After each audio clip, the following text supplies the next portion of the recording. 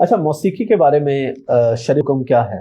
سارے آلات ہی، یا اگر کوئی بندہ بغیر آلے کے گنگنا رہا ہے تو اس کے بارے میں شرعی حکم کیا ہے؟ دیکھیں، جن علماء نے آلات موسیقی کے اوپر طب آزمائی کی اور اسے حرام کہا، ہمیں ان سے گلہ یہ ہے کہ آپ نے ہم سے پہلے ایک جھوٹ بولا اور سچ چھپایا۔ وہ یہ تھا کہ صحیح بخاری میں موجود ہے، نبی علیہ السلام نے حضرت عائشہ کو سرزنش کی کہ انصار مدینہ کی شادی تھی، تم نے گانے والی کیوں نہیں بھیجی؟ خوشی کے موقع پر، عید کے موقع کے اوپر، شادی کے موقع کے اوپر گانا، یہ تو سنت ہے بلکہ حکم ہے۔ ابن ماجہ اور ترمذی میں حدیث ہے، حلال اور حرام نکاح میں فرق گانے کا ہے۔ گانے کے ذریعے اناؤنسمنٹ ہوتی ہے، یہ ذریعہ ایک۔ اب علماء سے یہ پوچھیں، وہ کہیں گے نہیں گانا تو جائز ہے۔ انہیں کہے کہ آپ نے ہمیشہ موسیقی کو جب کنڈیم کیا تو ساتھ آپ کا یہ کام تھا نا، آپ کہتے ہیں گانا جائز ہے، موسیقی حرام ہے۔ آپ نے مطلقاً ایک اتنا بڑا حصہ دین کا، دین ہے، جب اللہ کے نبی تعلیم فرمائیں گے ہماری ماں سیدہ عائشہ کو، تو وہ دین ہے نا، کیوں چھپایا امت سے؟ زیادتی کی۔ اب آپ کا بتایا ہوا دین ہم کیسے ایکسپٹ کریں کہ آپ کہیں کہ جی نہیں اب گانا جائز ہے، انسٹرومنٹ جو ہے وہ غلط ہے۔ انسٹرومنٹ میں بھی آج بخاری مسلم میں دف کا ذکر موجود ہے، نہیں جی دف جائز ہے، تالی نہیں ہونی چاہیے۔ تالی موجود ہے بخاری مسلم میں کہ عورتیں جو ہیں امام کو غلطی پر تصفیق کے ذریعے مبتلا کریں۔ نہیں، تالی ٹھیک ہے، بانسری غلط ہو گئی، ڈھول غلط ہو گیا، اور رہ کے وہ ایک ابو داؤد سے روایت لے کے آتے ہیں کہ وہ بانسری یا ڈھول کی آواز تھی تو نبی علیہ السلام نے کانوں میں انگلیاں دی۔ عبداللہ بن عمر کو تو حضور نے نہیں کہا کہ اپنے کانوں میں انگلیاں دو، ٹھیک ہے۔ اب مجھ سے تو آپ ایکسپیکٹ نہ کریں کہ میں کسی محفل موسیقی میں جہاں شرعی طور پر کوئی غلط شاعری نہ ہو میں جا کے بیٹھوں گا، میرے سٹیٹس کا ایک تقاضا ہے۔ لیکن ایک عام آدمی کوئی ایسی شاعری سنتا ہے، ایک بیوی اپنے خاوند کو کوئی گانا سناتی ہے، یا عورتیں عورتوں میں گانا سناتی ہیں، یا مرد مردوں میں سناتے ہیں جس میں شرکی الفاظ نہ ہو، غلوف نہ ہو۔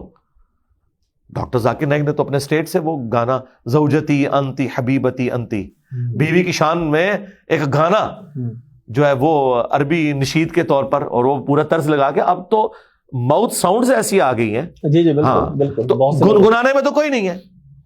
گنگنانا تو نبی علیہ السلام سے بھی ثابت ہے، بخاری مسلم میں حدیث ہے، صحابی کہتے ہیں اگر مجھے ایک خطرہ نہ ہو کہ مجھ پہ لوگوں کا ہجوم جمع ہو جائے گا تو میں تمہیں اس طرز میں قرآن پڑھ کے سناؤں کہ جب حضور پہ آیات نازل ہوئی تھی انا فتحنا لک فتحا مبینا، جس میں حضور کو بشارت دی گئی تھی کہ آپ کی اگلی پچھلی خطائیں، گناہ نہیں، خلاف اولا چیزیں اللہ نے معاف کر دی ہیں، ٹھیک ہے، اور اسی بنیاد پہ آپ کو شفاعت کا اذن دیا گیا۔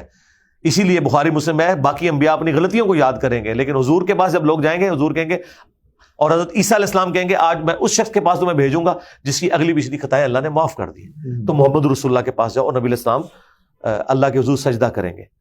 تو جب یہ آیات نازل ہوئی نا تو حضور کے لیے تو بہت بڑی بشارت تھی، تو صحابی کہتے ہیں حضور ان آیات کو گنگنا رہے تھے اور مجھے وہ طرز بھی یاد ہے، اگر مجھے خطرہ نہ ہو کہ مجھ پہ ہجوم جمع ہو جائے گا میں تمہیں اس طرح وہ آیات پڑھ کے بتاؤں۔ مشاری راشد کتنا پیارا قرآن پڑھتا ہے، ابراہیم شریم، سعد الغامدی، ٹھیک ہے، اور کتنے قاری ہیں، گنگنا رہے ہیں نا۔ صحیح بخاری میں حدیث ہے جو ترنم سے قرآن نہ پڑھے وہ ہم میں سے نہیں، تو قرآن بھی تو ترنم میں پڑھا جا رہا ہے، ڈیوائن میوزک اللہ نے اس کے اندر رکھ دیا ہے۔ الرحمن علم القرآن خلق الانسان، اللہ نے عربیوں کو اٹریکٹ اس نے اس لیے کیا ہے، شاعری نہیں ہے، لیکن بہرحال ایک اس کے اندر ایک ربط تو موجود ہے جو اس طرح کا نہیں ہے ردیف قافیے والا، لیکن کسی حد تک ہے بھی۔ اسی وجہ سے لوگ اسے یاد بھی کرتے ہیں، صحابہ کرام بھی بڑے شوق کے ساتھ اسے بیان کرتے تھے، یاد کرتے تھے۔ لہذا یہ بات کرنا کہ مطلقاً اس حوالے سے ان کے پاس ایک ہی حدیث ہے جو سٹرانگ پیش کرتے ہیں، وہ بخاری سے پیش کرتے ہیں کہ قرب قیامت میں ایسے لوگ آئیں گے جو آلات موسیقی کو، ریشم کو اور عورت کی شرمگاہوں کو حلال ٹھہرا لیں گے۔ اور میرا خیال ہے جو غامدی صاحب نے اس کا جواب دیا میں اس کے ساتھ ایگری کرتا ہوں کہ مطلقاً تو ان تینوں میں سے کوئی چیز بھی حرام نہیں ہے۔ آلات موسیقی میں تو دف تو آپ بھی مانتے ہیں، تو مطلقاً تو حرام نہ ہوا۔ اچھا، ریشم بخاری مسلم میں ہے کہ 4 انگلی تک مرد کو اجازت ہے، اس سے زیادہ حرام ہے، تو مطلقاً تو ریشم بھی حرام نہیں ہے۔ اب رہ گیا وہ تیسرا معاملہ، تو میاں بیوی کا جو ازدواجی تعلق ہے مطلقاً تو وہ بھی حرام کوئی نہیں ہے۔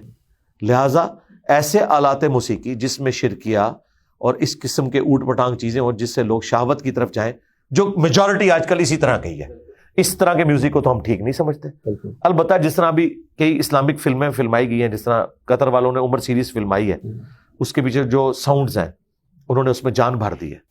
ٹھیک ہے. اس طرح حضرت یوسف علیہ السلام کے اوپر مووی بنائی گئی ہے، اصحاب الکہف پہ بنائی گئی.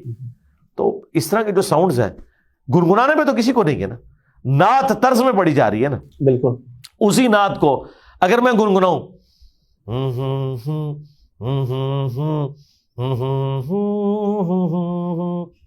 کیا کہیں گے اسے؟ میوزک بھی ہے، آلات موسیقی بھی نہیں ہے. ابھی تو اتنی زبردست ماؤتھ ساؤنڈز، ہمارے جو ہدایہ پورٹر والا چینل ہے اس پہ آپ دیکھیں جتنی بیک گراؤنڈ ساؤنڈز ہیں وہ ساری منہ سے نکالی ہوئی ہیں. تو میرا خیال ہے اس میں دو ایکسٹریم رویے ہیں، درمیان کا راستہ اختیار کرنا چاہیے. اور باقی جو محفل موسیقی اور یہ جو ناچ گانے ہو رہے ہیں تو میں تو اس کو بالکل غلط سمجھتا ہوں، بےہودگی پہ مبنی. روزے کے دوران اگر گانا سنا جائے تو کیا اس سے روزہ ٹوٹ جائے؟ نہیں، روزہ نہیں ٹوٹے گا. اچھا. ہاں، نہ اس سے وضو ٹوٹے گا اور نہ روزہ ٹوٹے گا. روزہ توڑنے والی چیزیں اور وضو توڑنے والی وہی چیزیں جو شریعت میں آئی ہیں.